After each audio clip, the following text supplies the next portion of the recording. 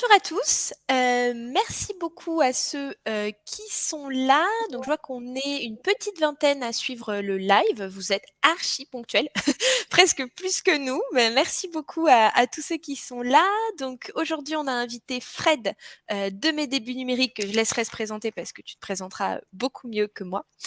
Pour parler, d'un sujet, qui nous intéresse nous chez WebMyDay, qui intéresse tous nos apprenants et je pense qui intéresse tous ceux, qui sont en train de créer un site, qui envisagent de le créer, voire ceux qui l'ont déjà créé et qui en sont pas super satisfaits.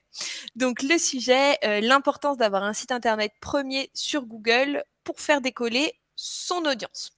Alors, avant de te laisser la parole, Fred, je vais juste me présenter rapidement, parce qu'après, je pense qu'on va pas beaucoup m'entendre, hein. Moi, je suis juste là pour animer.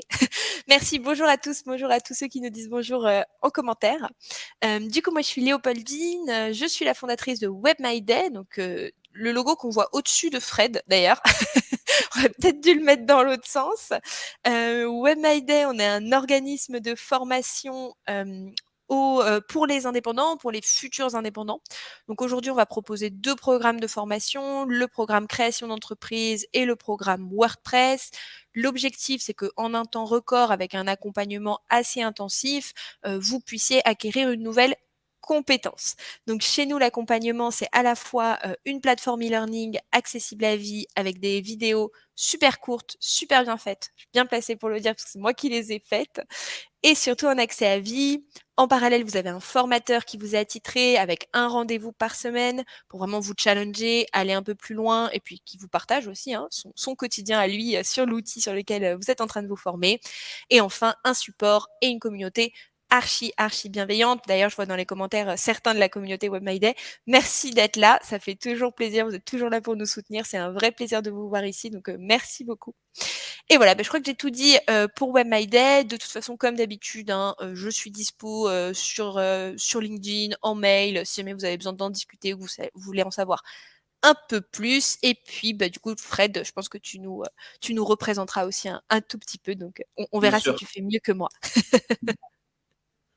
impeccable. Super introduction. Bonjour à tous. Alors, si vous ne l'aviez pas encore compris, je m'appelle Fred et j'ai créé Mes Débuts Numériques. C'est donc principalement une chaîne YouTube sur laquelle je vulgarise un petit peu les notions à connaître pour créer un site internet, pour se faire connaître sur internet, pour pouvoir dire ce qu'on a à dire et qu'on puisse vendre ce qu'on a à vendre potentiellement derrière. Donc, vous pouvez retrouver les contenus sur YouTube, vous tapez tout simplement Mes Débuts Numériques. Alors, aujourd'hui, sans plus attendre, je vais prendre un petit peu d'élan et je vais vous parler déjà de qu'est-ce qu'un site internet. Ensuite, on va voir un petit peu comment fonctionne Google, parce que pour pouvoir espérer être premier sur Google, encore faut-il savoir comment fonctionne Google, cette boîte noire que personne ne sait trop comment elle fonctionne. Et puis, à la fin, je vous expliquerai concrètement ce à quoi vous devez faire attention pour espérer être premier dans la liste des résultats, parce qu'au final, c'est ce que vous voulez obtenir pour être visible. Alors, premièrement, qu'est-ce qu'un site internet? Est-ce qu'il existe? Il existe déjà plusieurs types de sites internet. On retrouve par exemple les sites vitrines ou les sites d'entreprise. Donc ça, il représente les informations relatives à une entreprise, telles que les produits ou les services offerts, tels que les coordonnées, les dernières informations liées à cette entreprise. On retrouve par exemple ici un exemple parmi tant d'autres, Coca-Cola. On voit que sur le site de l'entreprise, au final, on retrouve les marques, l'histoire, les informations. Donc, ce n'est pas forcément une boutique, mais c'est un site vitrine qui présente l'entreprise. Ensuite, on retrouve aussi des blogs. Donc ça, le blog, ça va être un site, lui aussi, mais qui aura une fréquence plus importante de publication. Donc, ça sera sous forme de sujets. On retrouve par exemple 01net. Donc ça, c'est un site d'actu technologique. Donc, on voit qu'ici, voilà, les dernières, ce matin, il y a déjà eu plein de posts différents. Donc, c'est vraiment sous forme de blog. Ensuite, on retrouve les forums qui permettent aux utilisateurs de discuter sur des sujets d'intérêt commun. Donc, par exemple, Doctissimo, vous connaissez très certainement, et il en existe plein d'autres. Ensuite, les réseaux sociaux, ça aussi, je ne vous les présente plus, c'est Facebook, TikTok, etc. Donc, c'est aussi un site internet sur lesquels principalement les utilisateurs créeront du contenu et les publieront. Ensuite, on retrouve évidemment aussi les boutiques en ligne, donc aussi appelées e-commerce. C'est donc les sites sur lesquels on peut vendre et acheter des produits ou des services. On trouve aussi les portails d'actualité comme les journaux Le Monde, Le Figaro, qui sont avec des sujets généralement organisés par catégorie. Et on retrouve aussi, pour finir, des sites de services. Donc ça va être par exemple le site même de la SNCF sur lequel on peut trouver des informations liées aux horaires et on peut réserver on peut y réserver des tickets, des billets. Mais on peut aussi, il y a aussi les sites gouvernementaux sur lesquels on peut faire des demandes d'actes de naissance ou je ne sais quoi. Donc ici, ça, c'est les différents types de sites internet et il faut savoir qu'ils peuvent être compatibles entre eux. On peut avoir par exemple un site d'entreprise sur lequel on a une section blog, on a une section forum, pourquoi pas aussi une boutique en ligne, etc. Donc les sites, ces différentes catégories ne s'excluent pas entre elles.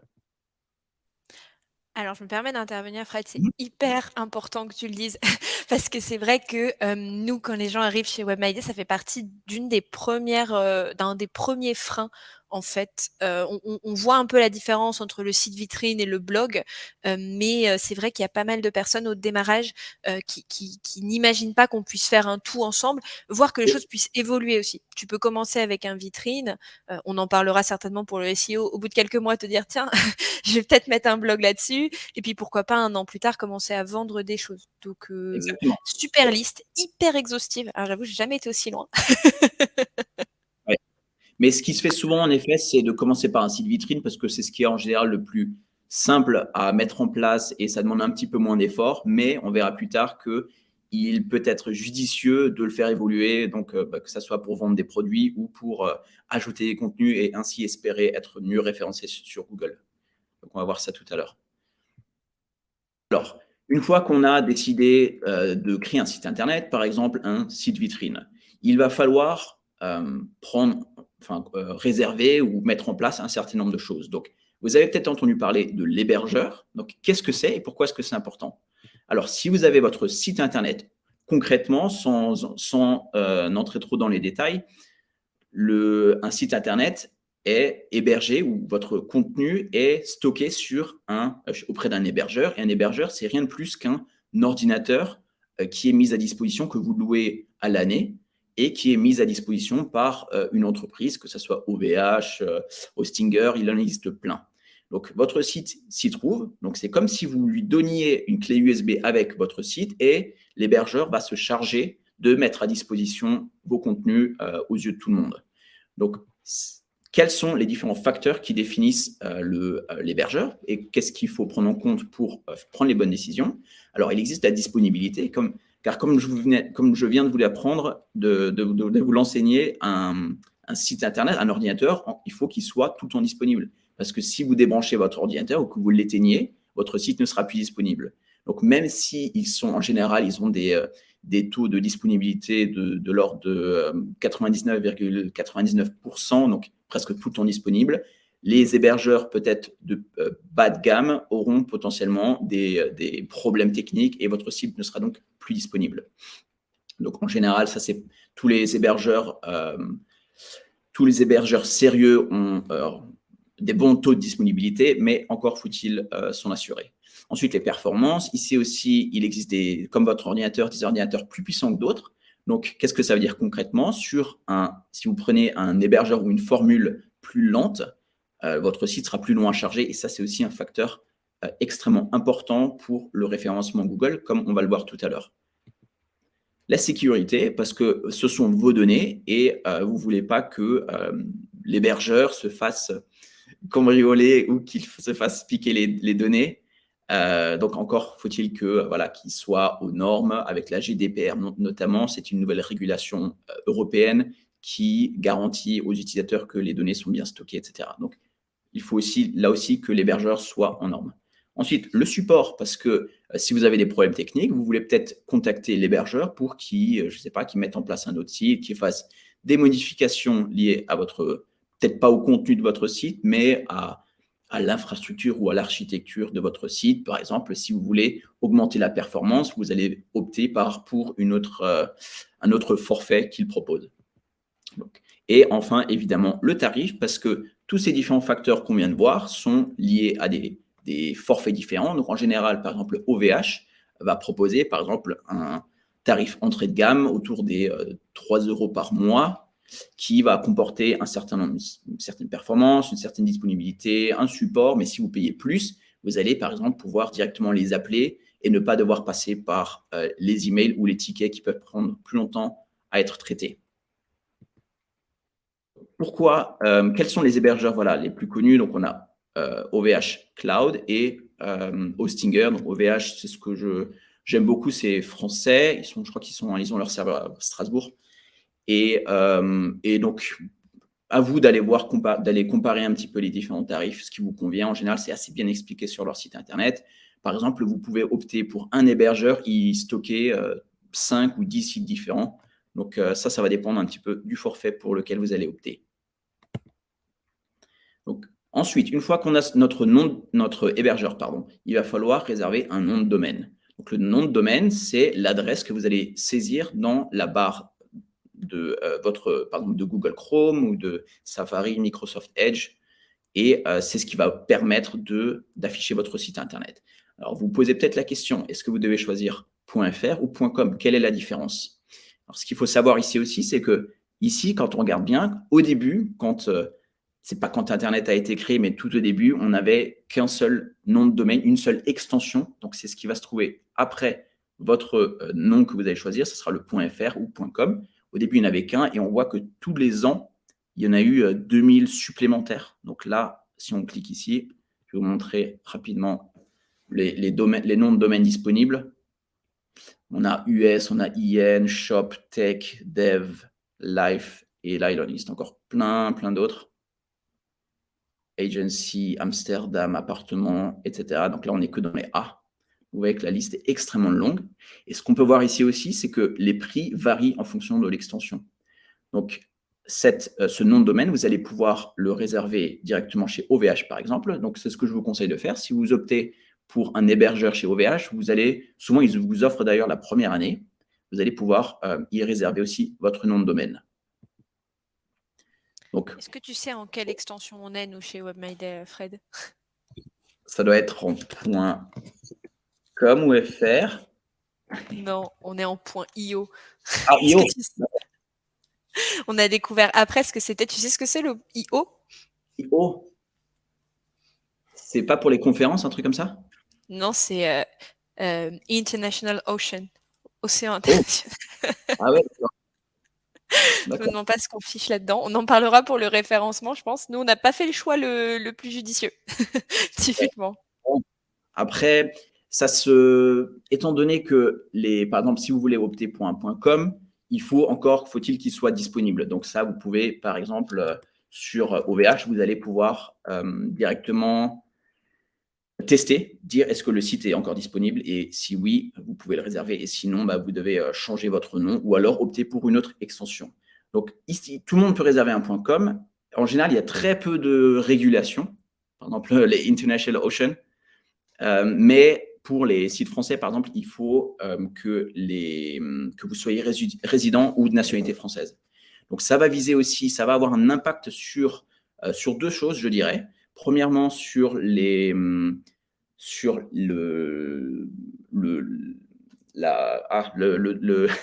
sérieux que vous allez émettre. Par exemple, si quelqu'un a un point, je ne sais pas, un truc un peu bizarre, je sais pas. Il n'y a rien qui vient. Par exemple. Ouais, peut-être que certains se diront là, c'est quoi ce truc? Alors que si vous avez un .com ou un .fr, les gens sont plus habitués à trouver ce genre d'extension et potentiellement, ça va inconsciemment un petit peu jouer sur la crédibilité. Mais voilà, ça c'est pas prouvé. Et la deuxième chose, c'est pour le référencement. En effet, il paraît, et je pense que si on s'adresse à une audience française, il vaut mieux privilégier un .fr parce que ça va être un des signaux qui va être pris en compte par Google pour essayer de comprendre à qui vous vous adressez, quelle est la langue de votre site, etc. Même si ça, c'est de moins en moins important parce qu'on le verra tout à l'heure, Google est de plus en plus intelligent, l'algorithme est évidemment, est en mesure d'extraire les contenus de votre site sans forcément devoir se fier à l'extension de votre nom de domaine. Donc ici, qu'est-ce que vous devriez choisir? Donc premièrement, en fonction de votre secteur d'activité, comme par exemple, il existe .tech, on voit de plus en plus aussi .IA, donc Artificial Intelligence, donc AI, pardon. Et ça, notamment avec le chat GTP, dont tout le monde parle maintenant. On voit beaucoup d'extensions comme ça avec ces services d'intelligence artificielle. Ensuite, une fois que vous avez donc choisi, personnellement, je vous conseille de prendre .fr, au moins vous serez sûr, ou .com si vous voulez peut-être à l'avenir vous étendre à l'étranger. Vous pouvez aller voir sur, par exemple, sur ce site-là, sur GoDaddy, ou alors sur OVH, voir si votre site, le site que vous voulez, enfin le nom de domaine est encore disponible. Et vous pouvez choisir aussi en fonction du prix, mais on peut voir que, qu'est-ce qu'on a vu? Que, non. Ouais, ça tourne, c'est pas très cher un nom de domaine normalement en .fr, c'est peut-être une dizaine d'euros par an, donc c'est vraiment pas cher. Donc concrètement, je vous conseille d'opter pour .fr ou .com, mais rien ne vous empêche de choisir d'opter pour un truc un petit peu plus original. Pourquoi pas? Peut-être que pourquoi vous avez choisi IO, Léopoldine? Je suis contente que tu me poses la question, Fred. Bah, écoute, ça se rapproche tout à fait de ton premier point, le secteur d'activité. Je pense que peu de personnes le savent, mais WebMyDay, au début, c'était pas du tout un organisme de formation. C'était une plateforme en ligne sur laquelle tu pouvais créer des maquettes, qu'on avait développé un petit algo et tu cliquais sur un bouton et ça te les transformait en page Daily. Donc nos utilisateurs, vous avez encore cette fonctionnalité dans la plateforme parce que bon, elle est là et du coup, on vous la met à dispo.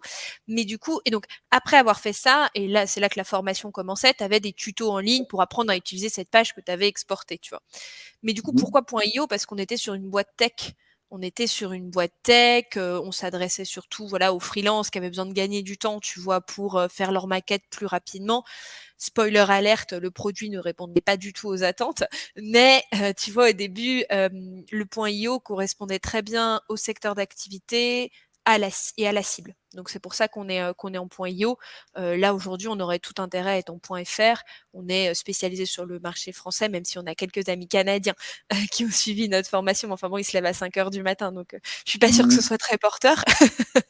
Donc voilà, nous on est vraiment spécialisé sur le marché français. C'est une de nos forces aussi. Hein. Les formations sont faites chez nous, en France, en français. Donc on aurait tout intérêt à se passer sur le .fr. On le fera peut-être un jour, mais c'est vrai que ça sous-entend une bascule de nom de domaine, donc certainement une perte de référencement. Donc c'est pour ça qu'on est un peu frileux. Ok, d'accord. Et aussi, ce qu'il faut savoir, c'est que vous pouvez réserver divers et multiples noms de domaines différents et les faire converger vers le même contenu, vers le même hébergeur du coup. Et ça, dans ces cas-là, si vous optez pour ça, je vous déconseille quand même de promouvoir les différentes adresses. Il vaut mieux se spécialiser sur un nom de domaine parce que sinon Google va être un petit peu confus et va penser que c'est des contenus dupliqués, etc. Mais l'intérêt de faire ça, c'est que si vous avez par exemple une marque et que vous ne voulez pas que quelqu'un d'autre réserve le nom de domaine, par exemple si vous avez réservé bouteillebleu.fr et que vous ne voulez pas que quelqu'un réserve bouteillebleu.com, bah, libre à vous de réserver aussi .com et de le faire converger et de le faire rediriger vers votre site .fr. Donc vous pouvez, il n'y a pas d'imitation là-dessus, vous pouvez, si vous voulez, en acheter 50 et tous les faire rediriger vers votre site principal. Alors ensuite, une fois que vous avez votre hébergeur sur lequel se trouvent vos contenus, votre site internet, qui est donc un ordinateur qui se trouve quelque part chez un prestataire, vous avez votre nom de domaine qui va permettre, en saisissant le nom de domaine, de rediriger ou d'afficher les contenus de cet hébergeur-là. Maintenant, il vous faut encore un gestionnaire de contenu qui va faire en sorte de gérer les différents contenus. Votre site internet, au final, ça va être le système ou avec la partie administration qui vous permet de rédiger des nouveaux articles, de créer des pages, d'y insérer des images, des vidéos, etc. Donc, quels sont-ils et lequel choisir?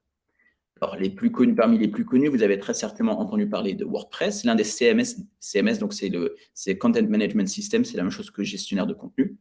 Et un des plus populaires et le plus utilisés dans le monde, il est open source. Donc ça veut dire que tout le monde a accès au code source qui, au final, est une excellente chose parce que les développeurs peuvent contribuer à l'évolution de ce gestionnaire et ainsi, il s'améliore constamment. Il est facile à utiliser et flexible. Oui. Alors je te coupe, on revient un tout petit peu en arrière, mais il y a une question, super intéressante, qui est Mhm. de Régis. Peut-on revendre un nom de domaine? Oui, oui. Et d'ailleurs, il y en a beaucoup qui se spécialisent là-dedans, qui font du domain name hijacking. En gros, ils ont un moyen de tester quand un nom de domaine n'a pas été renouvelé, par exemple, et ensuite, ils le réservent, eux, à leur nom et le revendent derrière. Je vous garantis que les noms de domaine iPhone jusqu'à probablement 20.com sont déjà réservés soit par Apple pour s'assurer que personne ne le fasse, ou par d'autres personnes qui espèrent ensuite le revendre à Apple, par exemple. Donc oui, vous pouvez revendre les noms de domaine, tout comme vous pouvez revendre un site Internet, mais c'est deux choses qui sont distinctes. Donc on peut revendre juste le nom de domaine, garder le contenu, mais au final, c'est une redirection, donc il vous faudra un autre nom de domaine derrière. Mais oui, Régis, vous pouvez revendre un nom de domaine. Et de la même façon, d'ailleurs, on peut aussi l'acheter, du coup, dans le sens à un particulier. Oui, Il y a des histoires dans des podcasts de boîtes assez connues, c'est assez rigolo, qui étaient vraiment focus sur leur nom et ils voulaient pas autre chose et ils se sont retrouvés à acheter un nom de domaine à 5 000 $. Ça peut monter jusqu'à 50 000 $, 70 000 hein, c'est assez fou, oui, mais c'est comme ça. C'est assez bizarre oui, d'ailleurs, parce que quand on présente le nom de domaine, on dit toujours: «Bah, c'est une dizaine d'euros par mois», et moi je sais que quand j'ai commencé, bah, j'avais regardé des formations, enfin j'étais à ce niveau-là et un des premiers noms de domaine que j'avais voulu acheter, il coûtait genre 3 000 $, 4 000 $ et en plus ça oui, arrive sur une page super bizarre, c'est noir, il y a un prix en énorme, enfin c'est super étrange et moi ça m'avait énormément confuse en fait dans mes débuts en site web parce que mmh, bah ouais j'avais suivi un live comme celui-là, 10 € par an, ça me paraissait correct pour démarrer et ça peut arriver que voilà le nom de domaine qu'on veuille, il va être mis en prix sur GoDaddy par exemple et puis quand on va sur le nom de domaine, c'est souvent noir et il y a un énorme prix au milieu et vous pouvez contacter la personne. Donc je pense que c'est des hijacks, comme tu dis, ouais, de nom de domaine. exactement, parce qu'au final, pour eux, s'ils ont un petit peu de flair ou qu'ils voient arriver un truc, ils peuvent l'acheter pour des dizaines d'euros, enfin une dizaine d'euros par an et ensuite espérer le revendre. Je crois que parmi les noms de domaine qui ont été revendus à plusieurs, et c'est plus que 5000, c'était des dizaines de milliers, c'était casino.com, et souvent les noms d'assurance, et ouais, parfois des noms de domaine un peu glauques, mais très ouais, Donc voilà, un nouveau business hein, pour ceux qui veulent étendre leurs prestations. exactement. Ensuite, parmi les autres gestionnaires de contenu, on retrouve Drupal. Ça, je pense que c'est pas très intéressant pour vous à ce stade parce que c'est pour faire des sites beaucoup plus complexes, institutionnels, des sites de commerce électronique. C'est une grosse machine, une usine à gaz assez compliquée à mettre en place. En principe, vous n'allez pas pouvoir le mettre en place vous-même. Il faut des serveurs différents, etc. Mais c'est bien de connaître, de savoir que ça existe. Magento, pareil, c'est un gros CMS qui est plus spécialisé dans le commerce électronique, par exemple pour faire des sites de e-commerce. Donc là, au bout d'un moment, enfin, vous allez pouvoir, je vous en reparlerai tout à l'heure, mais même si vous voulez créer une petite boutique en ligne, vous allez pouvoir le faire avec WordPress, aucun problème. Mais si peut-être au bout d'un moment, vous avez vraiment du gros trafic et que vous vendez énormément de produits, peut-être que tôt ou tard, il serait judicieux de passer sur, par exemple, Magento.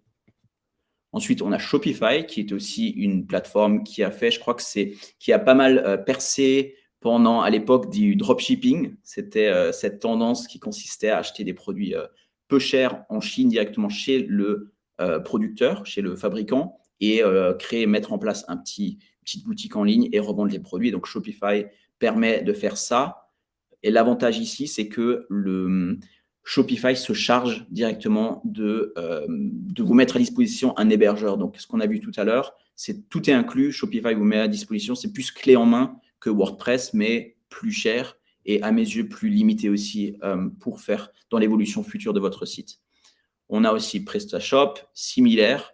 Et évidemment, vous avez certainement entendu parler de Wix, Squarespace, Weebly, qui sont aussi des CMS clés en main, donc faciles d'utilisation, mais si vous voulez faire évoluer votre site, je pense que ce n'est pas ce qu'il y a forcément de mieux parce que ça va vous revenir assez cher et surtout, vous n'allez pas pouvoir exporter vos données si à l'avenir vous voulez changer de gestionnaire de contenu. Mais ici, il faut aussi savoir que vous n'allez pas pouvoir exporter un contenu et tout simplement l'importer dans un autre CMS. C'est des fonctionnements différents, mais il peut quand même être intéressant de faire des sauvegardes pour à l'avenir potentiellement si vous perdez vos données pour pouvoir les réimporter. Donc ça, c'est aussi un facteur extrêmement important dans le choix de vos contenus. Donc, ce qu'il faut prendre en compte dans l'hébergeur, c'est dans le gestionnaire de contenu, c'est la facilité d'utilisation de ce gestionnaire, parce que c'est vous qui allez travailler avec ce gestionnaire. Vous devez pouvoir vous y retrouver, savoir comment ajouter des photos. Il faut que ce soit simple d'utilisation. En général, les gros prestataires ont une très bonne, ce qu'on appelle expérience utilisateur. Donc, vous trouvez facilement ce que vous recherchez. Mais vous devez aussi prendre en compte les fonctionnalités. Donc, par exemple, si vous voulez avoir ce qu'on a vu tout à l'heure, un blog, un forum, une boutique en ligne, si vous voulez avoir les trois, il faut que vous vous assuriez avant de vous lancer que le gestionnaire de contenu le prenne en compte. Il faut que vous regardiez aussi la popularité parce que qui dit populaire dit que dit aussi que beaucoup de gens en discuteront sur des forums, vous trouverez de l'aide si vous êtes bloqué. Faut que vous voyez aussi, il faut que vous assuriez que le gestionnaire de contenu soit assez flexible et souple afin de permettre à votre site d'évoluer à l'avenir. Donc, c'est ce qu'on disait tout à l'heure avec Léopoldine, c'est que si vous voulez commencer avec un site vitrine et que par la suite, vous voulez y ajouter un forum, il faut que vous ayez cette possibilité. Les coûts, parce que certes, les coûts vont varier en fonction de ces fonctionnalités. Par exemple, le Wix, pour avoir un site de base, vous allez payer, je ne sais pas, 10 ou 15 euros par mois. Mais si vous voulez débloquer des fonctionnalités, vous allez devoir payer davantage. Donc ça, c'est aussi un truc à prendre en compte, les coûts, évidemment. Et ici encore, le support, dans le cas où vous seriez bloqué, que ce soit quelqu'un directement du prestataire qui répond à vos questions, ou alors que vous trouviez des réponses directement sur les forums, des gens qui s'entraident. Donc, je vais prêcher un tout petit peu pour ma paroisse, mais aussi les formations. Alors, ça rentre un peu dans popularité, mais tu vois, nous, chez Webmyday, on a pas mal de gens qui arrivent parce qu'ils ont commencé sur PrestaShop, par exemple, que franchement, un bon CMS, mais en fait, il est très difficile de trouver des vraies formations. Alors, par vraie formation, j'entends vraiment avec un programme, un accompagnement. Pourquoi? Tout simplement parce qu'aujourd'hui, l'État français n'a pas de certification ailleurs que sur WordPress, en fait, et Dreamweaver, parce que ça, c'est pas marrant. Donc voilà, il y a des CMS sur lesquels vous allez avoir plus de mal à trouver des vrais accompagnements de formation. Vous trouverez toujours des vidéos en ligne sur tuto.com, tout ça, quel que soit le CMS, normalement, on peut trouver. Mais pour vraiment se professionnaliser, en faire son métier, par exemple, il va être difficile de trouver une formation Wix complète sur 3 mois pour vraiment t'apprendre à être un véritable développeur Wix. Et c'est un métier qui existe. Je sais qu'il y a beaucoup de gens qui... Wix, c'est le diable, mais en vrai, il y a vraiment aujourd'hui des prestataires qui proposent des sites sur Wix. Ça fait des sites moins chers. Enfin voilà, c'est pas complètement délirant, mais ça va être plus difficile de suivre une formation et de vraiment monter en compétence sur ce CMS-là plutôt que sur WordPress, par exemple. Exactement. Parce que quand on se lance, on y passe tellement de temps, on y investit tellement d'énergie que ce serait dommage d'être bloqué, de ne pas trouver la réponse à ces questions. Et voilà, donc c'est vrai que les formations, même s'il existe plein de contenus gratuits, parfois aussi, c'est bien d'avoir quelqu'un qui est vraiment spécialisé là-dedans. Et il se trouve que WordPress propose le plus de support et de soutien de formation par rapport à, par exemple, Wix. Donc voilà, les deux principaux. Wix, je sais qu'il y a quelques années, il faisait énormément de publicité sur YouTube, notamment avant les vidéos, on les voyait partout. Et donc, c'est probablement un les plus connus avec WordPress. Donc, personnellement, j'ai aussi une préférence, vous verrez si vous regardez sur Mes Débuts Numériques sur YouTube, je préconise aussi l'utilisation de WordPress parce que le prix est beaucoup plus intéressant. Vous allez vraiment, je pense que si on met en place même des adresses email avec l'hébergeur, etc., je pense que on est facilement à moitié prix par rapport à Wix. Donc, le prix est extrêmement intéressant. Les fonctionnalités, parce que ce que je vous ai expliqué tout à l'heure, c'est que, étant donné que WordPress est open source, d'autres développeurs peuvent ajouter ce qu'on appelle des extensions qui vont permettre de débloquer des fonctionnalités sur votre site. Donc, par exemple, si demain vous voulez ajouter une petite barre pour partager des articles directement sur les réseaux sociaux, il existe énormément d'extensions, la majorité est gratuite d'ailleurs, et qui vont permettre de débloquer cette fonctionnalité. Alors que si cette fonctionnalité que vous avez en tête n'est pas proposée par Wix, ben, vous n'aurez jamais accès, tout simplement. Et donc, soit sur WordPress, soit cette extension existe déjà, ou soit vous pouvez aussi mandater un développeur ou le faire vous-même si vous en êtes capable pour développer cette petite extension et ainsi débloquer cette fonctionnalité. Donc ça, c'est vraiment les gros avantages de WordPress et qui sont vraiment pas négligeables parce que ça va définir tout simplement l'évolution future et la flexibilité de votre site internet si vous voulez le faire évoluer à l'avenir. Ensuite, dans les points un petit peu moins attirants auprès de WordPress, c'est la prise en main parce que c'est pas clé en main comme Wix, à savoir que vous allez au début devoir juste prendre un hébergeur, un nom de domaine, tout se passe pas sur un même site comme le propose Wix, mais c'est une chose qui se fait une fois et c'est extrêmement simple. Il y a plein d'étapes, j'en parle sur ma chaîne. WebMyDay, je pense qu'ils le font même pour vous, donc c'est vraiment un petit obstacle au début, mais c'est vraiment ridicule par rapport aux avantages que propose WordPress. Ouais. C'est vrai, c'est vrai que c'est une étape qui fait super peur. Alors effectivement, Fred, on le faisait avant pour nos apprenants, mais c'était il y a au moins 6-8 mois. Du coup, depuis, on a arrêté, on a réenchéri. Alors nous, il y a un chapitre entier. C'est simple, mais c'est pas si simple quand même. Il y a quand même un chapitre entier, mais la bonne nouvelle, c'est qu'en fait, effectivement, bon, déjà aujourd'hui, il y a des solutions un peu intermédiaires directement depuis l'hébergeur qui, pour le coup, vraiment tu suis l'interface et tu es assez bien guidé et tu t'en sors. Et même pour l'installer à la mano avec une bonne vidéo, enfin, il y a rien de surprenant en fait. C'est-à-dire qu'on est vraiment dans l'ordre. Mais effectivement, quand on démarre, et encore une fois, moi je parle d'expérience. Moi, mon tout premier site dans ma vie, je l'ai fait sur Wix parce qu'en fait, j'ai ouvert WordPress. Évidemment, je me suis créé un compte sur wordpress.com parce que sinon c'est pas marrant. Du coup, j'ai pas compris. On m'a dit qu'il fallait installer WordPress et en fait, pourquoi c'est si compliqué? Parce que de tous les logiciels, moi j'étais graphiste avant de me lancer dans cette aventure, de tous les logiciels, en fait, c'est le seul qu'on installe de cette façon-là. Tu vois, moi, ce qui me perturbait, c'est vrai que Photoshop, bon, je l'ai acheté, je l'ai installé sur mon ordinateur et la vie continuait. Là, j'ai eu vraiment ce blocage à ce moment-là de me dire, mais l'installer où? Et donc effectivement, c'était vachement bien que tu fasses le début avec l'hébergement et le nom de domaine, parce que c'est souvent cette notion-là qui manque. Mais c'est vrai que la notion d'installer sur quelque chose qui nous appartient pas, qui est en ligne, ça peut vraiment être le moment qui est un peu bloquant. Donc je vais dans ton sens, je le répète, on le redit publiquement aujourd'hui, no big deal. Ça se passe bien une fois qu'on a défriché et qu'on a bien compris où on va. Oui. D'autant plus que certains hébergeurs, par exemple OVH, proposent d'installer automatiquement WordPress en un clic. Donc, je pense que c'est de plus en plus facile à mettre en place, mais ça peut faire peur un petit peu au début, mais il existe plein de tutos sur Internet qui expliquent comment faire. Voilà, donc un des autres gros avantages, et ça fait partie des fonctionnalités sur WordPress, c'est que pour créer vos pages, par exemple pour créer une mise en page de vos contenus, WordPress propose un éditeur, mais c'est pas forcément le meilleur à mes yeux, et je pense que Léopoldine sera d'accord. Et il existe, et ça c'est un des gros avantages, on peut installer une extension qui va proposer un autre éditeur qui permet de faire des animations en quelques clics, de créer, d'ajuster le site pour une vue sur téléphone mobile, ce qui est extrêmement important aussi, comme on va le voir tout à l'heure.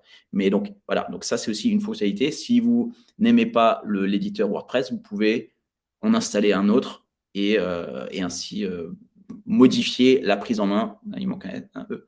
La prise en main qui peut paraître un petit peu difficile au début. Ouais, et ça, c'est super cool. Bon, alors, sans dire que Gutenberg est pas terrible, je vais arrêter parce que quand je dis que Gutenberg est pas terrible, parfois je reçois des messages de gens qui me disent non, mais c'est top Gutenberg. Non, en vrai, c'est bien. Enfin, faut garder en tête que c'est un outil qui est gratuit aussi. Tu vois, tu peux pas non plus tout espérer d'un outil qui est gratuit. Il fait le boulot. Après, c'est vrai que bon, la prise en main, elle est pas parfaite. Mais au-delà de Gutenberg, moi, ce que je trouve intéressant dans ce que tu dis, c'est que il y a aussi des affinités. Tu vois, moi, par exemple, j'adore Divi. on sait comment il fonctionne, on est sur un plein écran, on ajoute en direct. Et moi, par exemple, j'aime pas du tout Elementor parce Oui. que, et certainement c'est mon passé de graphiste, moi ça me coupe l'écran. Tu vois, j'ai pas toute ma zone de travail et ça me perturbe. Et à l'inverse, il y a des gens qui, sur Divi, vont me dire justement, j'ai pas de recul, je suis vraiment dans l'écran et ça me déplaît. Donc, ce qui est Mmh. aussi cool avec ça, c'est que tu vas, et il y en a d'autres, hein, après il y a WPB Cri, il y en a beaucoup, tu vas vraiment pouvoir choisir un constructeur qui te correspond à toi, à ton expérience, à la façon dont tu as envie de travailler, qui est hyper personnel. Enfin, tu vois, moi, quand j'explique pourquoi j'aime Divi et qu'une autre personne m'explique, on n'a jamais les mêmes arguments, si ce Mmh. n'est que c'est rigolo, tu vois.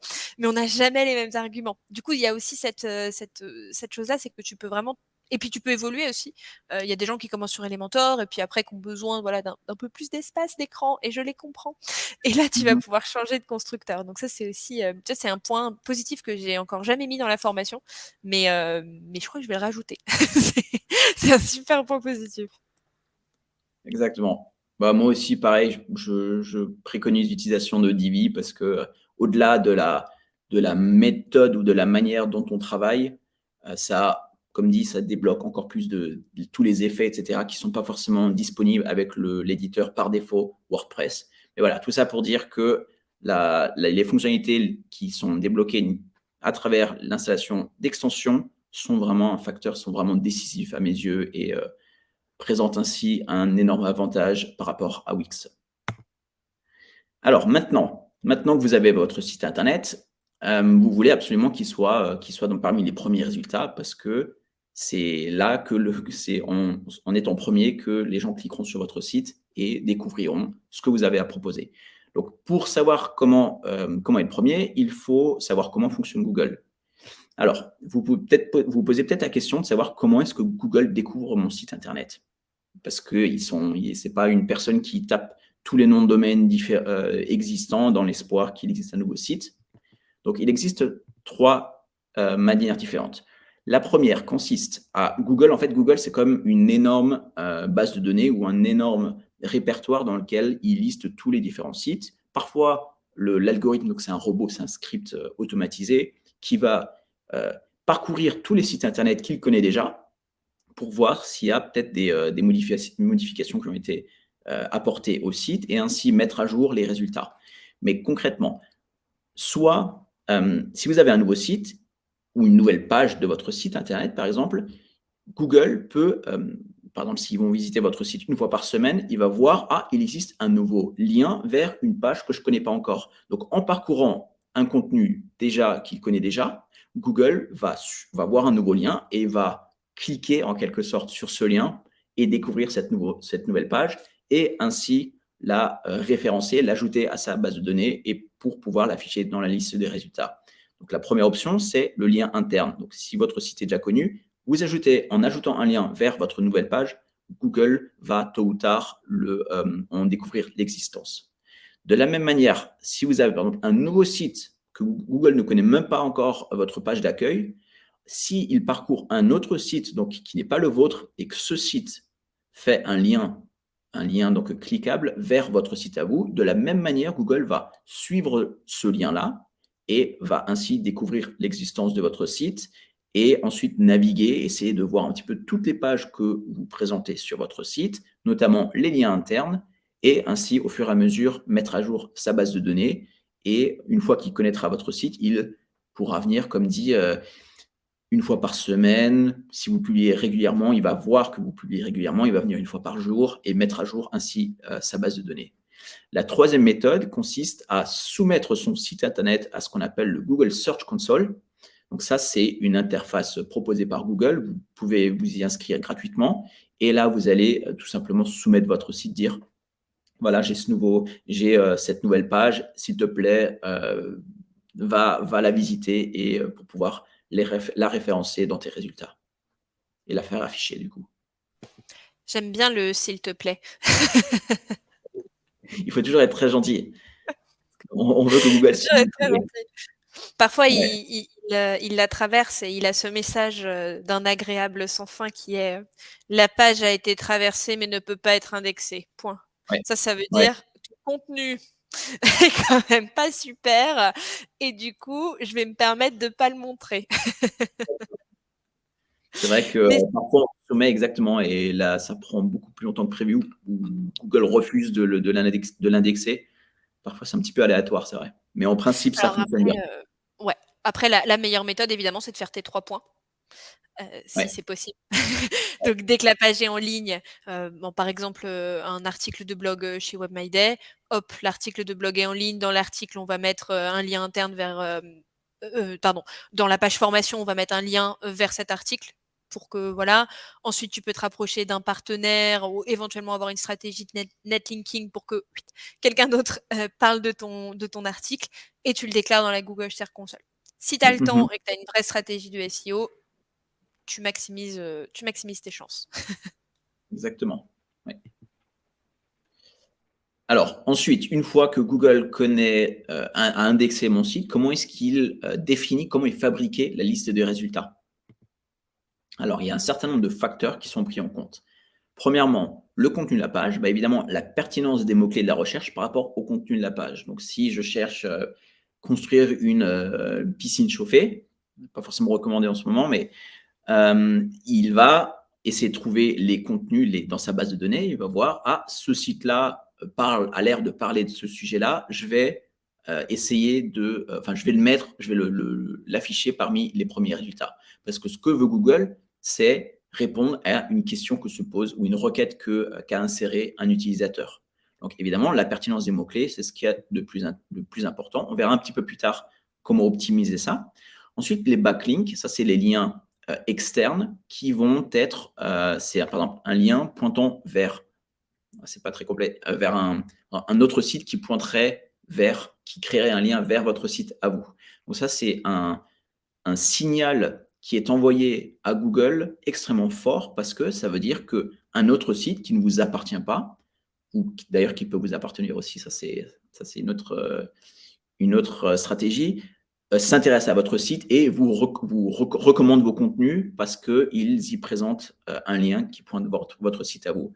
Donc, si par exemple, euh, si par exemple le site de Microsoft a un lien vers votre site à vous, ça va dire à Google, ah tiens, mon site à moi ou votre site à vous est potentiellement intéressant, donc augmente la crédibilité de votre site à vous.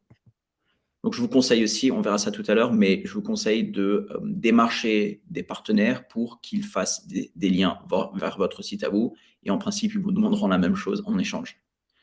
Ensuite, un autre facteur qui est de plus en plus important, c'est l'optimisation technique, par exemple, la vitesse de chargement de votre site, parce que Google veut proposer la meilleure expérience aux internautes.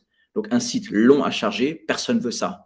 Donc, si Google a les moyens de tester ça, il voit que votre site, par exemple, si vous avez trop de grosses images et que votre site prend 10 secondes à charger, Google va potentiellement, peut-être pas ne pas afficher votre site, mais l'afficher pas parmi les premiers résultats parce qu'il se dit que les attentes des utilisateurs qui utilisent Google ne seront pas satisfaites et donc potentiellement, il va privilégier un site qui sera plus rapide à charger. Donc là, il faut faire très attention que le site ne soit pas trop long à charger. Il faut qu'il soit compatible sur téléphone mobile. Donc ça, c'est de plus en plus important aussi. Google a mis à jour son algorithme je crois que c'était il y a 2 ans ou l'année dernière, et en augmentant l'importance de ce facteur-là. Donc, si votre site ne s'affiche pas bien sur téléphone portable, donc par exemple, si vous êtes sur votre téléphone et que les contenus dépassent sur les côtés ou que les zones se chevauchent, etc. Donc ça, Google est en mesure de détecter ces problèmes-là et va potentiellement ne pas afficher votre site dans ses résultats sur une recherche Google. Donc, par exemple, si votre site n'est pas compatible sur téléphone portable et que moi, je recherche quelque chose sur mon téléphone à moi, n'affichera pas votre site à vous. Donc ça, c'est extrêmement important. Et là aussi, Divi, donc ça, c'est un des éditeurs, un constructeur de pages, vous propose extrêmement facilement de voir la vue mobile, de simuler un téléphone portable et ainsi afficher différentes tailles de police, afficher ou cacher certaines images, certains blocs sur téléphone portable. Mais ça, c'est parfois oublié, mais tellement important. Ensuite, Google prend en compte aussi le comportement de l'utilisateur. Donc, par exemple, si si un utilisateur tapait comment construire une piscine chauffée et que les utilisateurs cliquent systématiquement sur ce lien, sur votre site à vous, ça va donner un signal et ça va dire: «Ah tiens, ce site-là a l'air de répondre aux attentes et ainsi c'est un site que je vais garder parmi les premiers résultats». Ce que fait Google aussi parfois pour s'en assurer, ça tout se passe de manière automatique, c'est que pour vraiment s'assurer que votre site réponde bien, ils vont vous descendre dans la liste des résultats et si les gens continuent de cliquer sur votre site, donc ils font défiler la page des résultats et cliquent quand même sur votre site, ça va dire à Google: «Ah tiens, les gens ne cliquent pas dessus parce qu'ils sont premiers, mais c'est parce que c'est un site que les gens recherchent» et heu et voilà. Donc ça, c'est aussi un des facteurs pris en compte par Google. Les contenus médias, multimédia, par exemple, les images et les vidéos peuvent ajouter de la valeur à votre page et influencer le classement. Par exemple, si vous avez des vidéos YouTube, notamment à travers votre chaîne YouTube, vous allez voir que sur Google, les vidéos seront affichées tout en haut. Donc, ça vous permet aussi d'avoir du trafic supplémentaire. Et enfin, la fréquence de recherche des mots-clés, les requêtes associées. Bon, tout ça, c'est un petit peu flou, mais c'est Google qui essaie de voir un petit peu comment se comportent les gens et s'ils cliquent. Ça rejoint un petit peu le comportement de l'utilisateur ici. Donc ça, c'est tout, ça fait partie on dit autour de 200 facteurs pris en compte par Google pour créer son classement. Un truc que je n'ai pas non plus spécifié, que je n'ai pas précisé, c'est que la liste des résultats d'une recherche Google va varier selon l'utilisateur. Donc, par exemple, que je cherche sur mon téléphone portable ou sur mon ordinateur, que je sois connecté à mon compte Google, il va me connaître un peu davantage par rapport à quelqu'un qui n'est pas connecté. Donc, vous pouvez le tester si vous faites une recherche connectée sur votre Google et que vous faites la même recherche dans une navigation privée, les résultats vont potentiellement changer. Donc, si vous parlez à quelqu'un, il ne verra pas forcément la même chose que vous. Donc, c'est aussi une chose à prendre en compte. Alors maintenant, concrètement, comment faire pour être premier sur Google? Et pourquoi absolument chercher à être premier? Premièrement, le taux de clic. Vous le savez certainement, quand vous cherchez pas un site en particulier, mais que vous voulez juste que vous lanciez une requête, vous allez avoir tendance à cliquer sur les premiers résultats, si ce n'est que ce soit le premier ou le top 3 par exemple. Certaines études ont montré que le, le premier site affiché dans les résultats présente un taux de clic de 27%. Donc, 27% des personnes qui lancent une recherche cliqueront sur votre site si vous êtes premier ou sur le site. Ensuite, le résultat organique numéro 1 est 10 fois plus susceptible de recevoir un clic par rapport à une page qui est en position numéro 10. Donc, je pense que vous serez d'accord de dire que vous allez rarement cliquer sur la page numéro 2 ou 3 dans les résultats de Google. Et ensuite, la crédibilité. Si vous êtes premier dans les résultats, les gens vont inconsciemment vous accorder davantage de crédibilité et à votre entreprise. Si vous tapez construction de piscine et que vous êtes premier, tout de suite, les gens vous feront plus confiance que si vous êtes sur la 10e page de Google. Alors maintenant, concrètement, comment faire? Qu'est-ce que je vous conseille de faire pour être premier? Donc, il faut garder en tête que le contenu est roi. Il faut créer autant de contenu que possible parce que si vous n'avez qu'une page d'accueil avec une image de l'équipe, Google ne sera pas en mesure de comprendre ce que vous proposez et de répondre à des questions que se posent les utilisateurs. Donc, je vous conseille de créer beaucoup de contenu long. Donc, avec par exemple des articles de au moins 2000 mots. Donc là, ça demande un petit peu de temps, mais c'est que comme ça que vous allez potentiellement dans votre article répondre à une question que se pose un utilisateur. Utilisez beaucoup de mots-clés. Donc ici aussi, je pense que dans la formation WebMyDay, je pense que vous parlez bien de ça aussi. C'est très important que pour chaque page de votre site, donc pas le site dans l'intégralité, pour chaque page, vous allez choisir un mot-clé. Par exemple, si votre thématique est la construction de piscine, vous allez faire une page, par exemple, sur piscine chauffante, piscine extérieure, etc. Et donc, dans ces différentes pages, vous allez réutiliser à plusieurs reprises ces mots-là et l'utiliser dans des titres principaux, parce que ici aussi, c'est un signal où ça va permettre à Google de comprendre de quoi il s'agit dans cet article-là. Et là, le troisième point, l'utilisation de balise H1, c'est je vais vous montrer, si vous avez, par exemple, ici, si on a l'éditeur, par exemple, on a ce site ici, vous allez, par exemple, ici, vous allez pouvoir choisir, par exemple, pour cette zone-là, ici, choisir un titre H1. Donc ça, c'est headline. H, c'est headline, c'est l'entête, ou non, le titre principal plutôt. Et vous allez pouvoir, par exemple, pour Caniche, vous allez choisir des titres principaux. Ça va dire à Google, ah tiens, cette section parle de ça. Parce que au final, concrètement, techniquement, après avoir changé le titre ici en H1, dans le code source que Google va pouvoir lire, il y aura marqué que ça, c'est un titre principal. Voilà, c'est un petit peu technique, mais c'est important de garder ça en tête, d'utiliser des mots-clés et d'utiliser dans les sections des titres. Ensuite, les liens retour, donc c'est ce que je vous disais tout à l'heure, il faut que vous trouviez des sites partenaires qui seraient prêts à faire des liens vers votre site, vers vos différentes pages. Vous pouvez pour ceci rédiger, proposer des articles invités.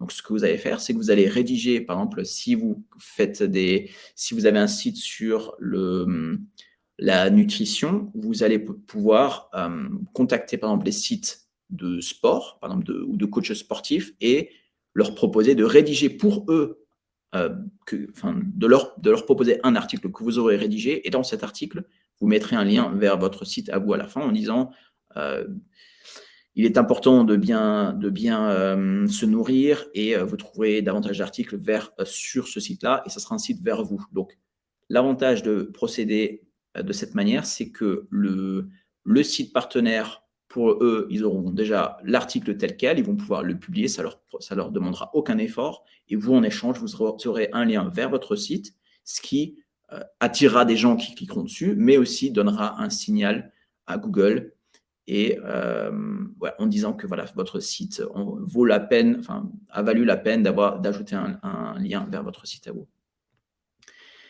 Et troisièmement, je vous conseille aussi toujours, je vous en parlais tout à l'heure, de garder en tête que le chargement de votre site est extrêmement important. Il faut qu'il charge le plus rapidement possible. Donc, vous pouvez notamment comprimer les images. Ça, c'est une erreur qui a souvent lieu, qui est souvent faite, c'est de télécharger des images beaucoup trop lourdes et qui vont être trop longues à charger. Il existe des sites, par exemple celui-ci que j'utilise beaucoup, c'est TinyPNG. Vous pouvez tout simplement télécharger votre image, c'est complètement gratuit, et il va la comprimer sans perdre de qualité. Donc ça, c'est un moyen extrêmement simple pour alléger votre site internet et ainsi accélérer la vitesse de chargement. Ensuite, pour les images, ça c'est aussi un petit peu technique, mais quand vous ajoutez une image, vous allez pouvoir ajouter un titre comme une légende qui sera aussi utilisé par Google pour comprendre de quoi il s'agit. Et pour terminer, n'hésitez pas non plus à ajouter des images, donc avec les balises, c'est ce que j'expliquais tout à l'heure, ajouter un titre ou une légende. Et pourquoi pas aussi créer une chaîne YouTube et y ajouter vos vidéos directement sur votre site. C'est aussi extrêmement simple. En principe, vous n'avez qu'à copier le lien YouTube, vous l'ajoutez tel quel, et WordPress va automatiquement se charger d'afficher le petit lecteur pour que la vidéo soit lue. Parce qu'un des avantages aussi avec la chaîne YouTube, c'est que si vous verrez que ici, quand on lance une recherche, on voit directement des vidéos ici. Donc, si vous avez une chaîne YouTube, ça, c'est aussi un moyen d'attirer l'attention sur votre site et votre marque. Donc ça, c'est vraiment les 4 points, à mes yeux, les plus importants. Il faut garder en tête que Google est intelligent. Il est de plus en plus capable de comprendre de quoi il s'agit. Donc, le contenu émettre, il faut que vous rédigiez des contenus avec une valeur ajoutée. Ça sert à rien de répéter 50 fois le même mot en copiant-collant les mêmes paragraphes. Google est en mesure de comprendre que vous essayez de le manipuler. Donc, essayez de créer beaucoup de contenu long avec vraiment des valeurs ajoutées, un truc qui pourrait répondre aux questions que se posent les utilisateurs. Ensuite, l'expérience utilisateur est capitale. Donc, ça passe notamment par le temps de chargement de votre site, mais aussi par la compatibilité sur téléphone mobile, sur plus petits écrans. Donc, assurez-vous bien que vous pouvez demander à quelqu'un d'aller voir sur votre site et de dire ce qu'ils en pensent. Est-ce que les contenus sont trop serrés? Est-ce que c'est difficile de cliquer? Est-ce qu'on ne s'y retrouve pas? C'est très important. Et les partenariats sont indispensables. Donc, n'hésitez pas à démarcher des sites qui sont peut-être pas vos concurrents parce qu'ils seront peut-être pas enchantés de faire des liens vers vous, mais des sites partenaires qui sont liés à la thématique, comme ce que je disais tout à l'heure avec la nutrition et le coach sportif. Donc, ça c'était ce que j'avais à dire pour mes préconisations et un petit peu les connaissances techniques à connaître pour pouvoir espérer être premier dans les résultats Google.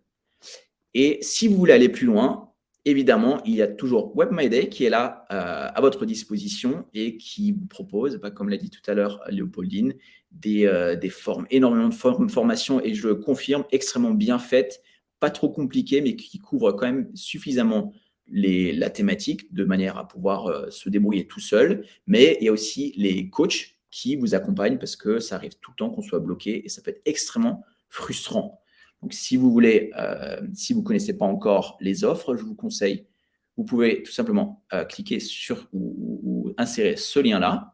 Vous aurez ainsi accès à une réduction de 10% et tous les détails se trouvent directement sur leur site et Léopoldine se fera, ou le reste de l'équipe se fera un plaisir de vous répondre.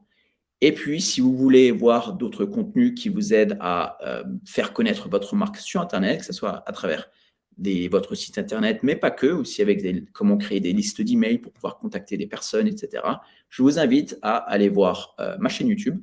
Vous tapez simplement sur YouTube « Mes débuts numériques » et vous trouverez ce petit logo par là. Si vous avez d'autres questions, voilà, je reste aussi disponible. Vous pouvez m'écrire à fred@mesdébutnumériques.fr. Ben, merci beaucoup Fred, merci pour ce petit instant pub de la fin. Merveilleux. Merci beaucoup, c'était super intéressant, c'était super didactique et bien condensé parce que c'est vrai que la question du SEO, puis ça bouge tout le temps. Alors, je suis très contente que tu aies mis cette partie sur l'UX. J'en suis ravie parce que c'est assez nouveau. C'est tellement nouveau que pour te dire, au début avec Victor, moi qui suis très UX et lui qui était très SEO, on se tapait un peu dessus parce que moi j'avais besoin de faire des trucs hyper faciles en termes de visiteurs et puis lui il avait besoin de mettre beaucoup de texte, tu vois, pour que ça remonte. Et aujourd'hui, en fait, ce combat n'existe plus. Tu le disais, il y a vraiment de l'expérience utilisateur. Google est même capable de voir les gens qui bounce. Donc, si toi tu es en première page, tout le monde clique sur ton lien, mais tout le monde part au bout d'une seconde. Ça aussi, il est capable de le savoir. Donc, merci d'avoir parlé de ma partie. Effectivement, du coup, dans la formation WebMyDay, on traite aussi toute cette partie-là. Hein, donc, évidemment, tout ce qui est WordPress, Divi, tout ce qu'il y a à savoir, mais aussi la partie UX, c'est le tout premier module qu'on a fait, et la partie SEO qui est le tout dernier module aussi. UX fait 3-4 heures et SEO fait 8 heures. Donc, c'est quand même si on est sur une formation WordPress, tu vois, la formation entière, elle fait 40 heures et tu as déjà quasi plus de 10 heures en fait sur l'UX et le SEO. Mais SEO, je n'ai pas utilisé ce terme d'ailleurs, c'est les méthodes qui font en sorte d'être bien référencées. Voilà, l'optimisation du lancement. Bah, c'est ce que tu as fait là. Hein. C'est ce qu'on a fait là. Donc là, effectivement, ce qu'on a vu ensemble, et c'est un peu ce que j'avais mis hier dans mon post LinkedIn, c'est vraiment ce qu'il faut faire tout au long de la création du site. C'est vraiment important de le voir dès le début parce que si tu le fais pas au début, bah, tu fais ton site et puis à la fin, tu te dis tiens, je vais peut-être essayer de le faire remonter et en fait, tu perds beaucoup de temps à y revenir. Donc tous les conseils qu'a donné Fred, moi je vous conseille vraiment de vous les noter dès maintenant et si vous le pouvez, de le faire dès le début du site. Et après, on passera à ce qu'on appelle le SEO off-site, donc la popularité. Et ça, évidemment, ça prend du temps. Je sais qu'il y a certains de nos apprenants qui sont hyper frustrés parce que ça prend du temps, mais parce que Google est capricieux et de toute façon, si on va trop vite, il n'est pas content. Donc, c'est normal que ça prenne du temps, mais en tout cas, prenez bien tous ces conseils, essayez de les appliquer dès le début. Si vous ne les avez pas appliqués dès le début, rattrapez le coche tout de suite et appliquez-les dès maintenant pour ensuite mettre en place une vraie stratégie. Puisque si la base là qu'on a vue ensemble n'est pas mise en place, en fait, ça sert à rien de mettre en place une stratégie. Sans vouloir faire peur, mais en vulgarisant un peu, si cette base-là n'est pas en place, Google ne va même pas aller voir le site, entre guillemets, quelle que soit la qualité du contenu. Donc vraiment, faites les bonnes bases. Exactement. Oui. Eh bien, tu as plein de merci, tu as plein de merci dans les commentaires, belle présentation Fred, merci. OK. Olivier, Web My Day est un réel déclencheur et une belle aide. Merci beaucoup Olivier. On n'a plus beaucoup de nouvelles de vous en ce moment. J'espère que tout va bien. Il y a Farah Sassi qui te dit aussi merci et puis, bah, moi aussi je te dis merci. C'était une super présentation. Mmh. Bah, pour ceux qui sont encore là, du coup, la présentation va arriver en replay sur notre chaîne. Donc, si vous avez besoin de la revoir, surtout pour les petits points là, moi, je vous conseille de la revoir, de prendre une capture d'écran et de travailler dessus. Donc, ce sera en replay. Et il me semble que Fred, tu vas aussi la poster sur ta Oui, chaîne. oui, Et je vous encourage vraiment à aller suivre la chaîne de Fred. Alors nous, on le dit pas mal à nos utilisateurs, il faut jamais se priver de connaissances. C'est pas parce que vous êtes en formation Web My Day, 45 heures que vous avez pas besoin d'un apprentissage supplémentaire, surtout dans voilà, dans ce monde du digital où tout avance tellement vite. Du coup voilà, bah, moi je vous encourage à aller, faire un tour sur la chaîne de Fred, pour tout ce qui va être, bah, mise en avant, de votre activité dans le digital. Il le maîtrise bien mieux que moi d'ailleurs. oui. Bah, merci beaucoup Fred, merci beaucoup. Avec grand plaisir et puis à Merci à bientôt tous. pour une autre formation. Un petit web. Salut. Salut.